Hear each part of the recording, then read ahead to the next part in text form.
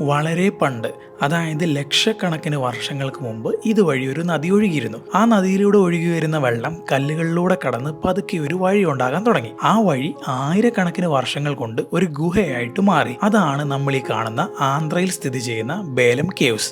ആന്ധ്രയിലെ കുർണൂൽ ഡിസ്ട്രിക്റ്റിലാണ് ഈ പ്രദേശം സ്ഥിതി ചെയ്യുന്നത്. ഇത് ഇന്ത്യയിലെ തന്നെ ഏറ്റവും നീളം കൂടിയ രണ്ടാമത്തെ ഗുഹാ പ്രദേശമാണ്. ഇതിന് ഏകദേശം 3.5 കിലോമീറ്റർ നീളം ഉണ്ടെങ്കിലും ഇതിൽ 1.5 കിലോമീറ്റർ മാത്രമാണ് ടൂറിസ്റ്റുകൾക്ക് തുറന്നു കൊടുത്തിട്ടുള്ളത്. ഗുഹയുടെ അകത്തൂടെ നമ്മൾ നടക്കുമ്പോൾ ഒരുപാട് ഇടുങ്ങിയ തുരങ്കങ്ങളും അതുപോലെ വളരെ വിശാലമായിട്ടുള്ള പ്രദേശങ്ങളൊക്കെ നമുക്ക് കാണാൻ പറ്റും. അതുപോലെ തന്നെ ഇതിനകത്ത് ലൈറ്റിംഗ് സിസ്റ്റം ഒക്കെ സെറ്റ് ചെയ്തിട്ടുള്ളത് കൊണ്ട് തന്നെ ഇതിനകത്തൂടെ നടക്കുമ്പോൾ നമുക്കൊരു മിസ്റ്റിക്കൽ മൂഡ് തന്നെ ഫീൽ ചെയ്യുന്നതായിട്ട് തോന്നും. 1980കളിൽ ജർമ്മൻ ഗവേഷകനായിട്ടുള്ള ഡാനിയൽ ഗബാവർ എന്ന് പറയുന്ന ആളുടെ നേതൃത്വത്തിലാണ് ഈ കേവ്സിനെ പറ്റി കൂടുതലായിട്ട് പഠിക്കുന്നത്. അതിനുശേഷം 2002ലാണ് ഇവിടം പൊതുജനങ്ങൾക്കായി തുറന്നു കൊടുക്കുന്നത്. പുരാവസ്തു ഗവേഷണങ്ങളൊക്കെ അനുസരിച്ച് ജൈനരും ബുദ്ധരുമായിട്ടുള്ള ഒരുപാട് സന്യാസിമാര് ആയിരക്കണക്കിന് വർഷങ്ങൾക്ക് മുമ്പ് ഇവിടെ ധ്യാനത്തിൽ ഇരുന്നതായിട്ടൊക്കെ പറയുന്നുണ്ട്. ഇതിനകത്തൂടെ നടക്കുന്നത് അത്ര എളുപ്പമുള്ള കാര്യമല്ല.